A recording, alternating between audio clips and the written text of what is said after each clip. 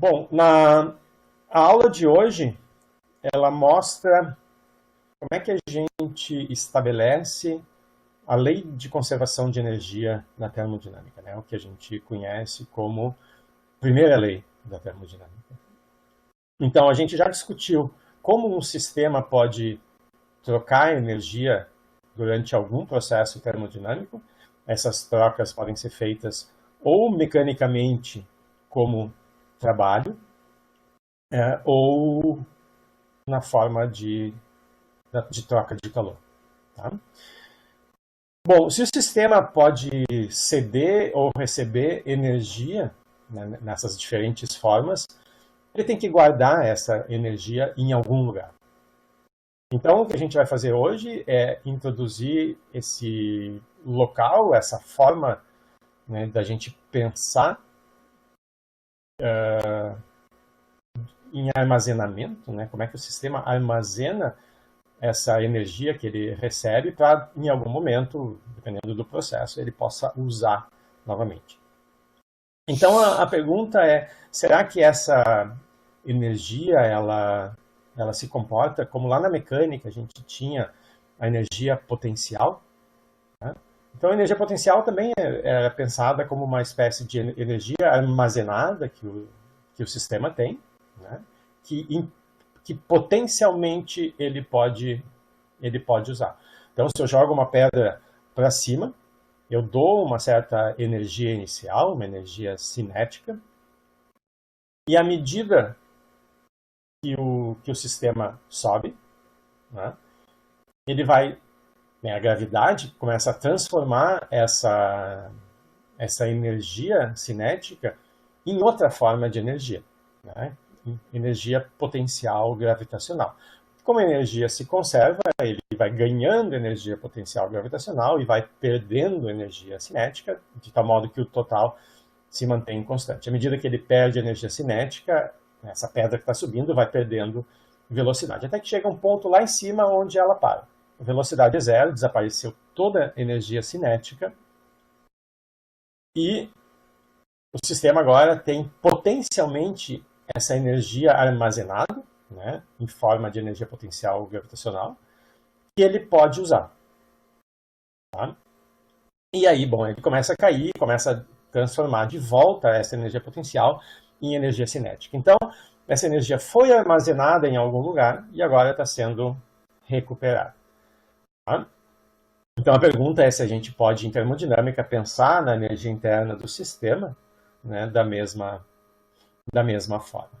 Bom, para isso fazer sentido, ou até para a energia potencial fazer sentido, não importa como vocês colocaram a pedra, né? Pensem naquele ponto de máxima altura. Se vocês botaram a pedra lá jogando ela de baixo para cima, tá? E aí ela subiu até lá e depois vai começar a cair, ou se vocês pegaram a pedra, subiram com um guindaste até aquele ponto e aí vão soltar, o resultado é o mesmo depois que vocês soltam. Ela vai começar a cair do repouso, vai atingir a mesma velocidade. Então, faz algum sentido falar que naquele estado, naquela altura, existe essa energia, porque não depende de como a pedra chegou lá. Se dependesse do processo, de como chegou lá, seria difícil dizer, bom, aquilo ali é uma propriedade do objeto, uma característica interna dele. Né? Porque depende da história de como ele chegou lá. Então não é uma característica intrínseca dele. Tá? Então, se a gente quer falar em energia interna, a gente quer que essa característica, essa propriedade do sistema, seja uma propriedade do estado em que o sistema se encontra, e não de todo o seu histórico até chegar até aquele estado, né? Não de todo o processo ou os processos termodinâmicos que levaram o sistema até aquele ponto. E a gente também quer poder quantificar essa energia. Né?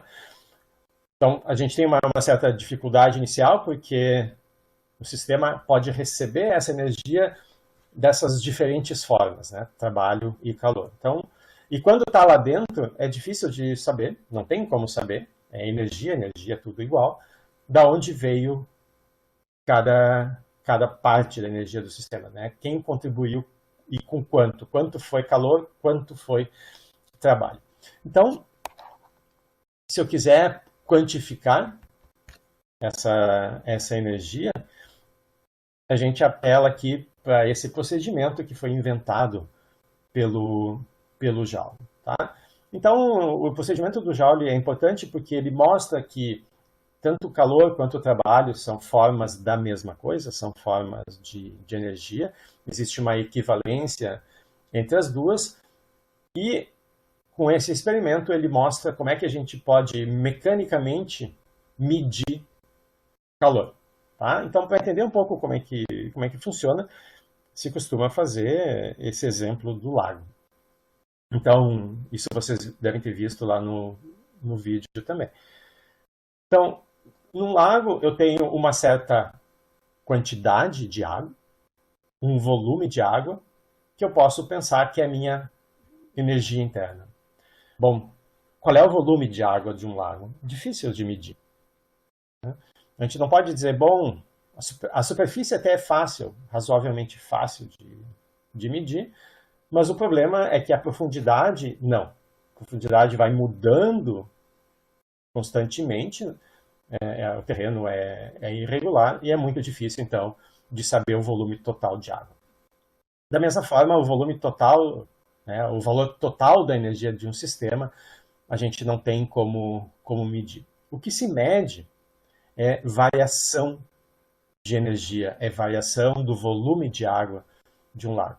Então, isso eu consigo medir experimentalmente, né, de maneira mais fácil. A gente fala no lago, mas, claro, esse processo aqui que o exemplo discute para fazer no lago é complicado, mas poderia facilmente fazer numa piscina, né, num ambiente controlado. Então, vamos continuar falando em lago. Então, um lago ele tem várias maneiras de aumentar a quantidade de água ou diminuir a quantidade de água que ele tem. Eu posso ter alguns rios que chegam, eu posso ter alguns rios que saem dele, então a água pode entrar ou sair através desses rios né, que alimentam ou são alimentados por esse lago.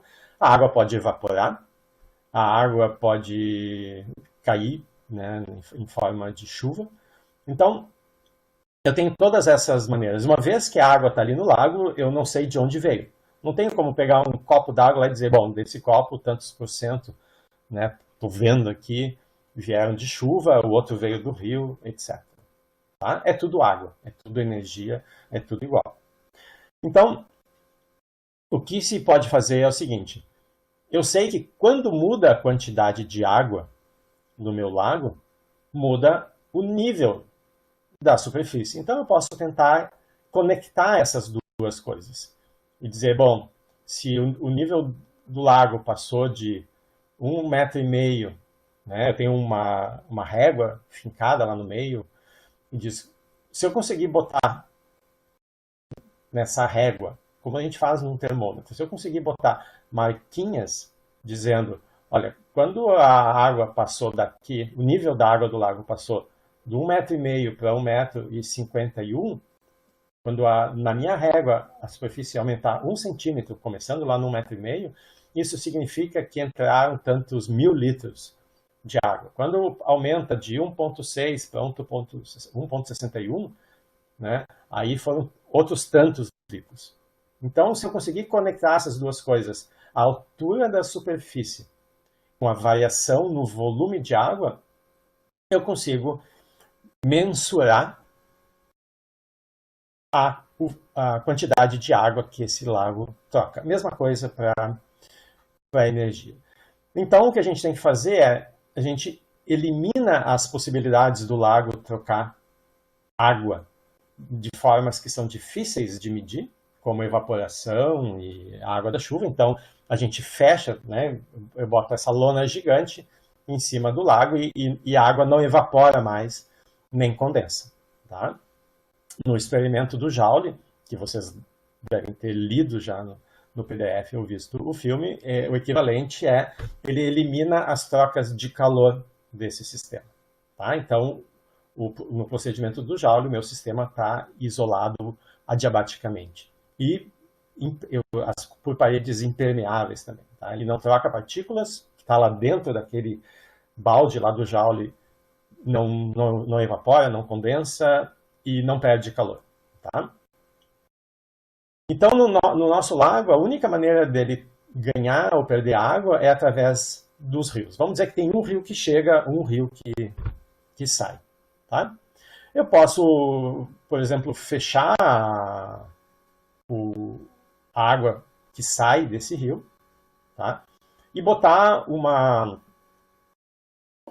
espécie de catraca, moinho, qualquer coisa que eu quiser lá na entrada, de tal modo que eu consiga medir o volume de água que está passando. Né? Boto uma pá ali e dou um jeito de saber que a cada volta da pá entraram tantos litros. Tá? Algo assim. Alguma coisa mais complicada, não importa muito. O importante é que a gente agora consegue medir quanta água está entrando no lago mecanicamente. E aí eu vejo, bom, entrou tanto, o nível subiu tanto. Né? E eu passo lá um tempão, a água entra e eu vou botando no nível lá. Então agora eu passei a poder controlar o volume, as variações de volume de água. Agora eu posso destampar meu lago e eu sei que não importa por qual maneira que ele vai tocar a água, eu consigo dizer, olha, ele perdeu o tal volume porque o nível mudou isso aqui, tá? Então, eu consigo agora, equivalente na termodinâmica, eu consigo quantificar as variações de energia lá dentro, tá? Então, o que o Joule fez, então, nesse experimento que vocês estão vendo aqui, ele... Então, aqui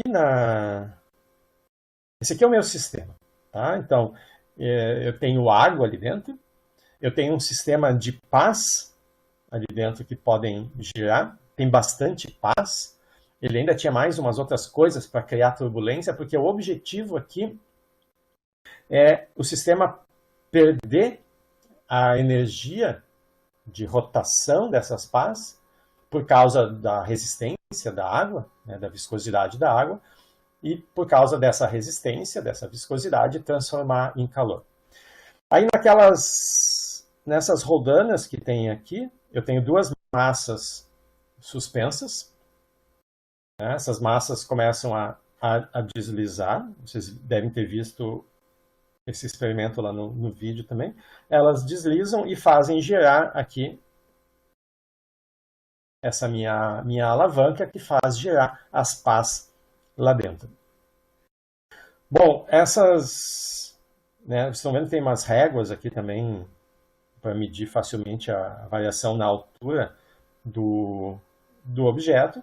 Então, através desse experimento, se consegue saber qual foi... Né, eu começo num certo estado inicial, o sistema tem uma certa energia potencial, depois lá no final ele tem uma certa energia cinética, mas aquela energia potencial não é toda transmitida, toda transformada em energia cinética, porque o sistema não está caindo. Essas massas aqui, né, elas não estão caindo, mas elas têm o trabalho de puxar essa corda e fazer girar as pás. Tá?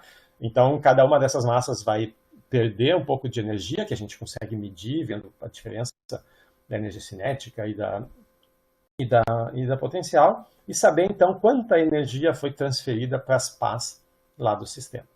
Tá?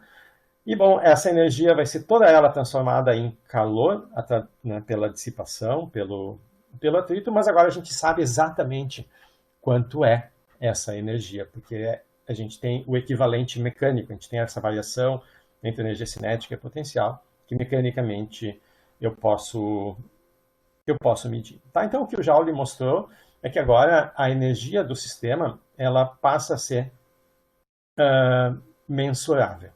Né? Então, a ideia importante aqui do procedimento de Joule é que nesse processo que foi feito, o sistema não tem trocas, não faz trocas de calor. Então, a ideia do procedimento de Joule é o seguinte: se vocês pegam um diagrama PV e vocês têm aqui um certo estado inicial, pelo procedimento do Joule vocês conseguem acessar qualquer outro estado nesse diagrama. Tá? Então, notem que agora a gente está falando de dois processos adiabáticos.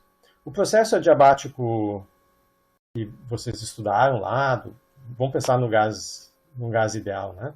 Então, se eu começo nesse estado inicial e faço um processo adiabático, que a gente vai discutir na segunda área, ele corresponde a uma curva mais ou menos assim.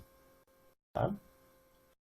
Bom, mas pode ser que esse estado aqui não seja o estado para onde eu quero ir. Não, né? Eu quero descrever, usando essa montagem do Joule, qual é a diferença de energia entre dois estados quaisquer.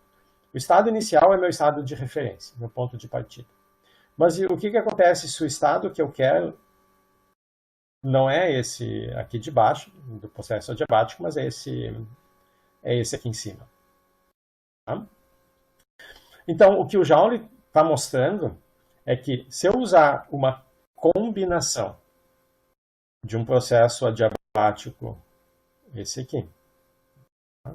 Eu faço uma expansão adiabática, eu tenho trabalho mecânico, eu posso ver a variação de volume aqui e calcular. Seguida desse processo que ele faz ali no experimento, onde ele mantém constante o volume. O volume aqui nesse experimento ele é mantido constante. Tá? Então, mantendo constante o volume e dando trabalho, e esse trabalho vai ser convertido pelo atrito em calor, isso vai aumentar a pressão do sistema, e eu consigo subir aqui, né, mantendo constante o volume, até chegar no estado que eu quero. Esses dois processos foram feitos de forma adiabática. Tá? E eu consigo calcular qual é o trabalho envolvido, né, em cada um deles, então eu consigo saber qual é a energia do meu estado final. Então, com essa combinação do processo adiabático normal e esse processo do Joule, ele consegue medir as variações de energia aqui do sistema. Tá? Bom, com isso, então, se introduz essa quantidade que é energia, que a gente pode medir, né, fazendo esses procedimentos ali. Né?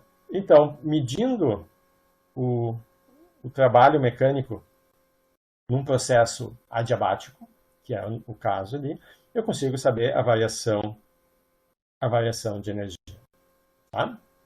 E o que o Joule mostra é que não importa como eu chego naquele meu estado, essa variação de energia é sempre a mesma. Né? Como no caso lá da energia potencial. O que acontece agora se se eu destapo o meu lago, se além desse trabalho agora o sistema pode trocar calor, se meu lago pode chover nele ou pode evaporar água. Bom, isso vai fazer mudar a quantidade de água no lago e também vai fazer mudar a quantidade de energia no sistema. Então, eu tenho que modificar aquela última equação e incluir a possibilidade do sistema trocar calor. Então, quando eu coloco essas duas coisas juntas, eu estou dizendo quais são as formas que o sistema tem de mudar a sua energia interna. Vai ser ou via calor trocado ou via trabalho mecânico ganho ou cedido. Tá? Então, essa equação aqui, na forma diferencial, ou se eu tiver variações macroscópicas, né, não for um processo infinitesimal, aí eu tenho a versão macroscópica, né, dessa equação, uma versão integrada dessa equação. Então, isso aqui é a primeira lei da termodinâmica. Aquele sinal de menos a gente discutiu, é só a convenção de sinal. Livros diferentes podem usar outras convenções, então, em alguns casos, você vai encontrar como Q mais W, então é só porque está considerando que quando o sistema faz trabalho, que para nós é positivo, está considerando que é negativo. Tá? É só uma convenção de sinal. Então, uma coisa que é importante aqui nessa equação é o seguinte. Do lado esquerdo, ΔU, essa quantidade não depende do caminho que foi feito, não depende do processo termodinâmico. ΔU é simplesmente a energia do estado final menos a energia do estado inicial. Só depende do estado final, do estado inicial, e eu posso fazer qualquer caminho entre esses dois, que o ΔU vai ser sempre o mesmo. Já do lado direito, eu tenho duas quantidades para as quais não faz sentido falar que elas são variáveis dos estados, que eu tenha, por exemplo, o calor do estado final, o trabalho do estado inicial. Essas quantidades não são definidas para os estados que o sistema se encontra, mas elas são definidas para um processo. Só que quando a gente combina as duas, elas dão o ΔU, que sim é independente do processo. Tá? Então, eu posso ligar o estado inicial e o estado final por dois caminhos diferentes. Então, esses dois caminhos diferentes vão me dar trabalhos diferentes. E o calor vai ter que ser diferente também para se adaptar e, no final, dar o mesmo ΔU. Tá? Então, a primeira lei da termodinâmica está aqui. A gente já tem duas leis da termodinâmica. Né? A lei zero, que estabelece o conceito de equilíbrio entre sistemas e nos permite introduzir o conceito de temperatura. Tá? Então, essa lei da termodinâmica, a lei zero, permite a introdução de uma variável de estado. Agora, a gente tem a primeira lei da termodinâmica, que introduziu outra variável de estado, que é a energia interna. E na segunda área, a gente vai ver a segunda lei da termodinâmica, que também introduz uma nova variável termodinâmica, uma nova variável de estado, que vai ser a entropia. Tá? Daí a gente vai discutir as várias maneiras de enunciar essa segunda lei. Tá? Mas isso na segunda área. Bom, o resto depois são alguns exemplos de como é que a gente usa a primeira lei. Então, isso lá desde o ensino médio, vocês já viram, né? Tem alguns problemas onde é mais fácil calcular ΔU, outros onde é mais fácil calcular o calor ou o trabalho, e vocês usam a primeira lei para achar a terceira dessas variáveis quando é pedido. Tá? Então, vocês deem uma olhada com cuidado ali depois nos exemplos que mostram como é que a gente usa isso. Bem? Então, agora que a gente já estabeleceu a primeira lei da termodinâmica, na próxima aula, né, na quarta e na sexta, a gente vai olhar com um pouco mais de cuidado. A gente falou de calor sendo transferido, a gente vai discutir um pouco como esse calor pode ser transferido e como esses processos aparecem em diferentes escalas, né, desde a nossa escala o café no micro-ondas até o interior do Sol. Tá? Isso é o que está nos vídeos dessa parte de transferência de calor que a gente vai discutir, então, quarta e sexta. Tá bem? Bom, então, bom resto do dia para vocês e bom almoço.